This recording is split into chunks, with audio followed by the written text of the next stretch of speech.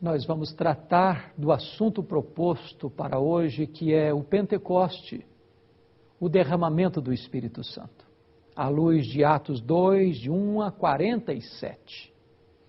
A palavra de Deus nos diz que entre o Calvário e o Pentecoste, os discípulos estavam trancados de medo por causa da perseguição dos judeus.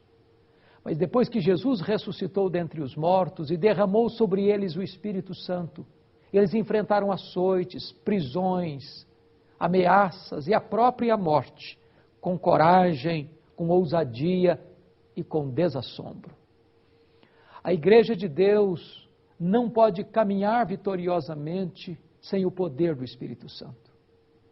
Nós não trabalhamos e não vivemos confiados nos nossos próprios recursos. Dependemos do poder que emana do trono de Deus. O Senhor Jesus Cristo vai nos ensinar que nós precisamos ser revestidos de poder antes de sairmos a campo para fazer a sua obra. E à luz do texto de Atos, eu quero trazer aqui algumas lições preciosas para a igreja evangélica brasileira, para a sua vida, para o seu coração. Em primeiro lugar, vamos ver a promessa do Espírito Santo. Jesus já havia dito para os seus discípulos: permanecei na cidade até que do alto sejais revestidos de poder. Permaneçam, porque a promessa do Pai vai se cumprir. A promessa feita lá no livro de Joel, e acontecerá depois que derramarei do meu Espírito sobre toda a carne. E a palavra de Deus nos informa que Jesus ainda disse, porque João Batista batizou com água, mas vós sereis batizados com o Espírito Santo não muitos dias depois, e recebereis poder ao descer sobre vós o Espírito Santo, e sereis minhas testemunhas, tanto em Jerusalém, como em toda a Judéia e Samaria, e até os confins da terra. A promessa do Espírito Santo foi dada por Deus, e o Deus que promete é fiel para cumprir, porque Ele vela pela sua palavra em a cumprir. A segunda coisa que nós notamos nesse texto, depois da promessa do Espírito, é a busca e a espera pela chegada do derramamento do Espírito Santo. Atos 1,14 nos informa que depois que Jesus foi assunto aos céus, os 120 discípulos retornaram ao cenáculo e unanimemente oraram com perseverança durante 10 dias, até que num domingo pela manhã, às 9 horas da manhã, estando eles assentados e orando, o Espírito Santo foi derramado copiosamente sobre eles. É muito importante entender este princípio. Os derramamentos do Espírito Santo que aconteceram ao longo da história da igreja foram sempre precedidos por oração. Se nós queremos uma visitação portentosa, extraordinária do Espírito Santo ainda hoje, nós precisamos preparar o caminho do Senhor para que Ele se manifeste. E nós precisamos orar, e nós precisamos buscar a face de Deus, como o sedento anseia por água, como a terra seca anseia pelas torrentes e pelas chuvas, assim nós deveremos também desejar ardentemente a presença manifesta de Deus, o derramamento do Espírito Santo de Deus sobre a nossa vida, sobre a vida da igreja. A terceira verdade que esse texto nos ensina foi o próprio derramamento do Espírito. Primeiro, a promessa. Segundo, a preparação. Terceiro lugar, o próprio derramamento do Espírito, a descida do Espírito, a vinda do Espírito, o batismo com o Espírito Santo. Diz a Bíblia que de repente veio do céu um som como de um vento impetuoso, e línguas como de fogo pousou uma sobre cada um daqueles 120 discípulos, e eles começaram a falar em outras línguas as grandezas de Deus. E neste momento a multidão se ajunta para ver o que está acontecendo. Uns olham com ceticismo, perguntando o que quer isso dizer.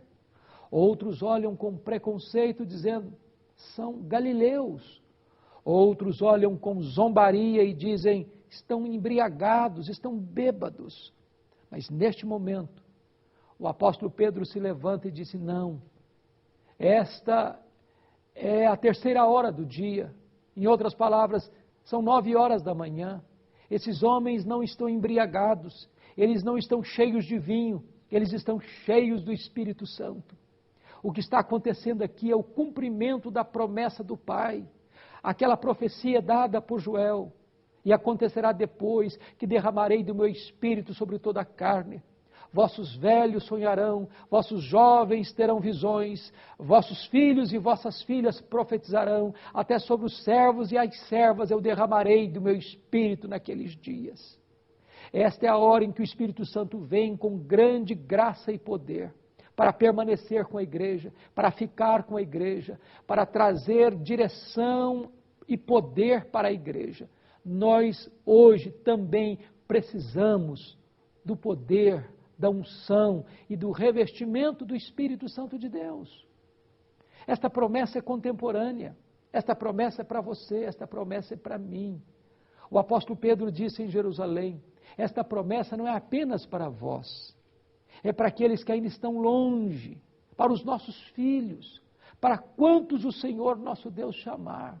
Muitas outras vezes na história da igreja, quando a igreja se humilhou, quando a igreja preparou o caminho do Senhor, quando a igreja buscou a Deus em oração e jejum, quando a igreja colocou como maior prioridade da sua vida esta busca, novos derramamentos do Espírito aconteceram.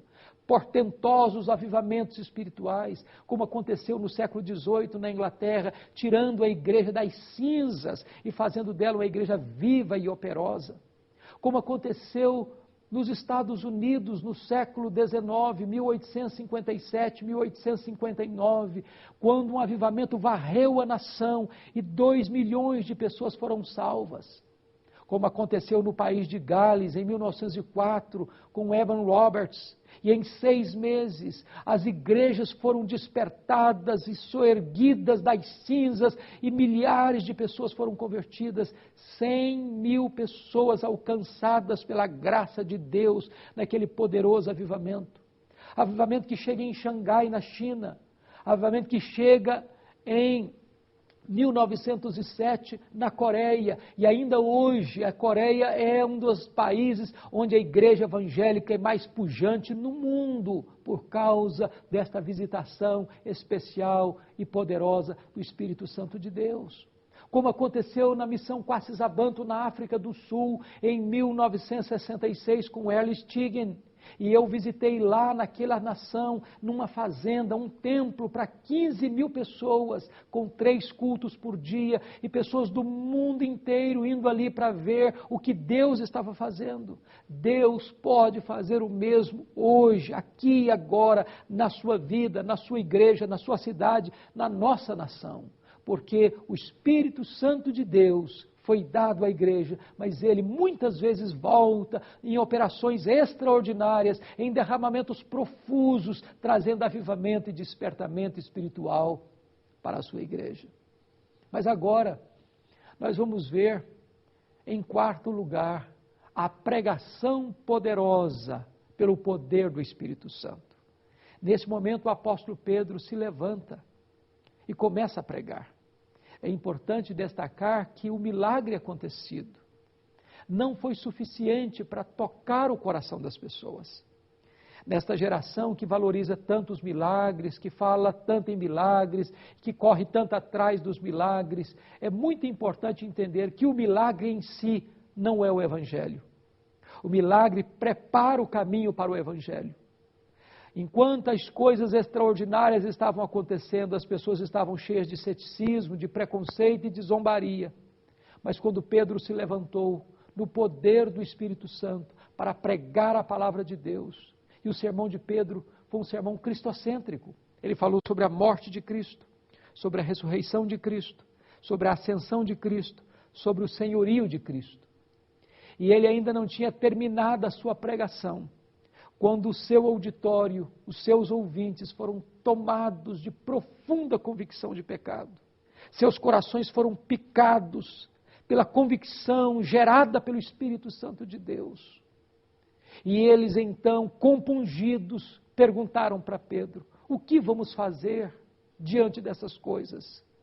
E Pedro respondeu a eles: arrependei-vos, e cada um de vós seja batizado em nome do Senhor Jesus, para a remissão dos vossos pecados, e recebereis o dom do Espírito Santo. E esta promessa não é apenas para vós, é para os vossos filhos, para aqueles que ainda estão longe, para quantos o Senhor, nosso Deus, chamar. E diz a Bíblia que naquele domingo, cerca de 3.000 pessoas foram convertidas a Cristo e foram batizadas e foram agregadas à Igreja de Deus. Como nós precisamos deste avivamento. Como nós precisamos desta visitação poderosa do Espírito Santo de Deus. Como a igreja hoje, muitas vezes, parece um deserto, está árida, num formalismo religioso seco, ossificado, falta vitalidade nos nossos cultos, falta alegria nos nossos cânticos, falta unção e poder nas nossas orações, falta santidade na nossa vida, e nós precisamos deste derramamento do Espírito que traga vida para a igreja, que traga alento para o corpo de Cristo, que traga despertamento espiritual para a igreja de Deus. Quando a igreja for revestida com o poder do Espírito Santo, quando os púlpitos se tornarem fogueiras a aquecer os corações, quando a palavra de Deus for pregada com verdade, com poder, com unção do Espírito Santo, também os corações vão se derreter na presença de Deus, e nós veremos milhares e milhares de pessoas se rendendo aos pés do Salvador.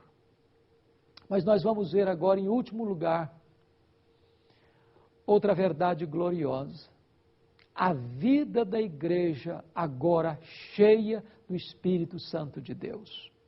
Uma coisa é ter o Espírito, outra coisa é ser cheio do Espírito. Uma coisa é ter o Espírito Santo presente, outra coisa é ter o Espírito presidente. Uma coisa é você ter o Espírito, outra coisa é o Espírito Santo ter você. Quando aquela igreja foi cheia do Espírito Santo, algumas coisas maravilhosas começaram a acontecer. Em primeiro lugar, aqueles crentes perseveravam na doutrina dos apóstolos. Uma igreja cheia do Espírito Santo não é uma igreja que corre atrás das novidades, não é uma igreja que busca os últimos elementos do mercado da fé, atraindo para si todas as práticas heterodoxas deste mundo que se corrompe e destas doutrinas novas que tentam entrar pela igreja para corrompê-la.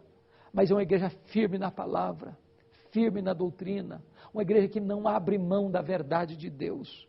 Segundo, a igreja perseverava na oração. A igreja cheia do Espírito Santo é uma igreja que tem sede de Deus, mais do que das bênçãos de Deus. Hoje as pessoas estão procurando não Deus, mas o que Deus pode dar. Elas estão substituindo o Deus das bênçãos pelas bênçãos de Deus, substituindo o Criador pela criatura, substituindo o doador pela dádiva. Avivamento traz sede de Deus, fome de Deus, saudade de Deus.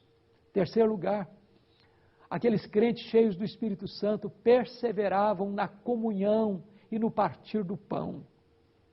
Quando chega o avivamento, não tem espaço para brigas, para contendas, para disputas, para querelas, para divisões, para cismas.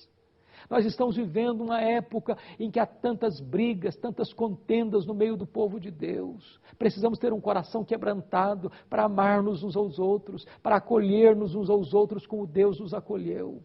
E o resultado disso é que havia temor de Deus, é que os milagres de Deus aconteciam naquela igreja, que aquela igreja contava com a simpatia de todo o povo, que aquela igreja cantava e adorava a Deus com alegria e com entusiasmo. E diz a Bíblia que, em consequência disso, dia a dia, o Senhor acrescentava à igreja os que iam sendo salvos.